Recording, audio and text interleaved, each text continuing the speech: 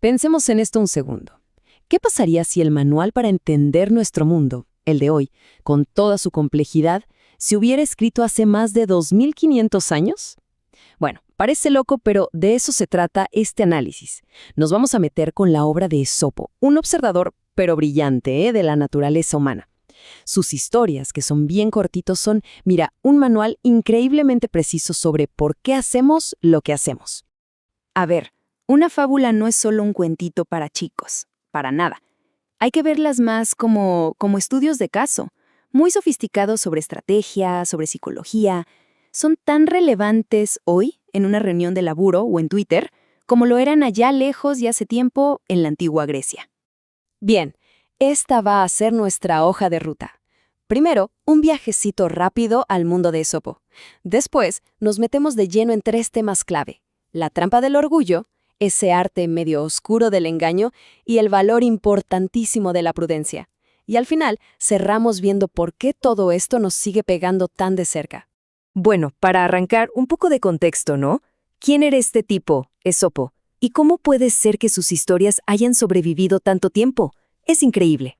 Estamos hablando de alguien que vivió por allá por el 600 a.C., en la antigua Grecia.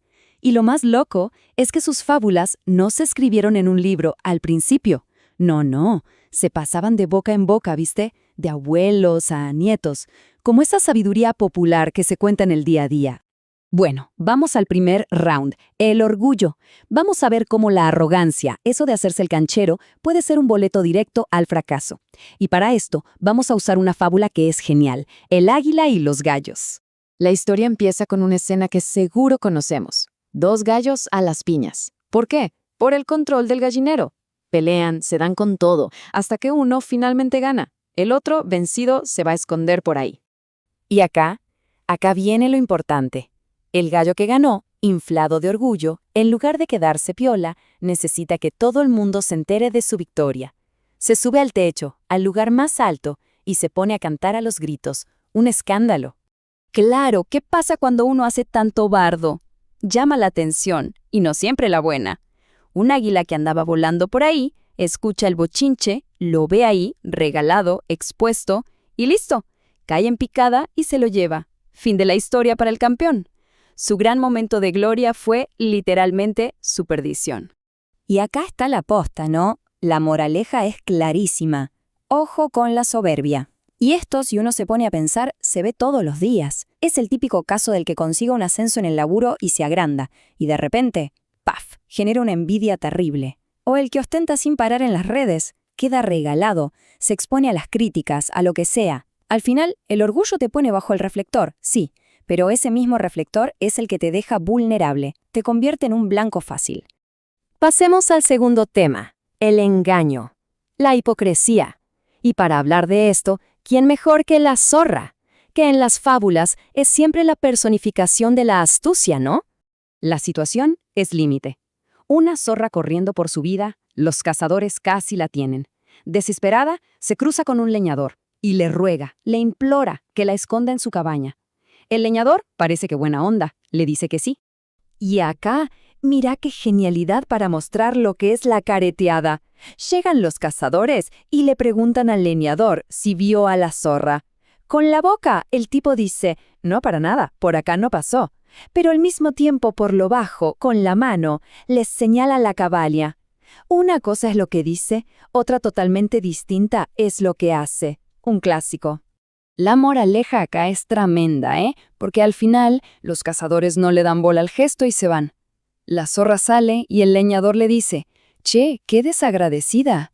Y la zorra le tira la posta, «Te hubiese agradecido si tus manos hubieran dicho lo mismo que tu boca».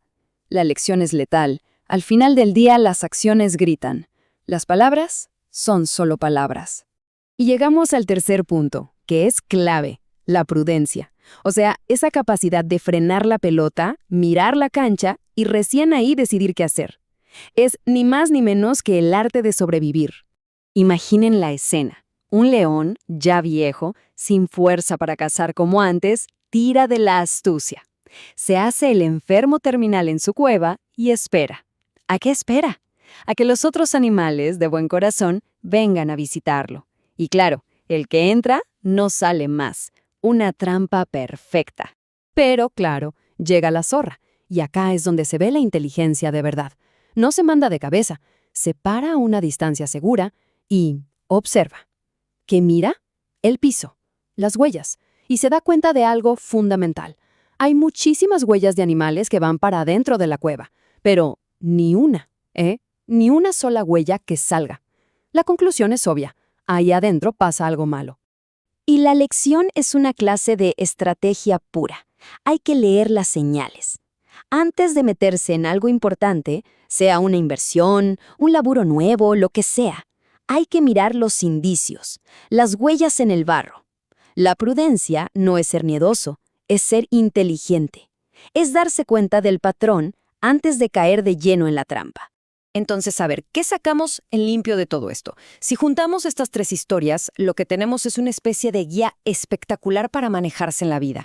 Los puntos claves son estos, bien simples. El orgullo te deja regalado. El engaño, sobre todo la hipocresía, siempre se delata con los hechos, no con las palabras. Y la prudencia, eso de mirar antes de saltar, es fundamental para sobrevivir. Esopo al final nos dejó un verdadero manual de usuario para las relaciones humanas. La genialidad de Esopo está ahí, justamente.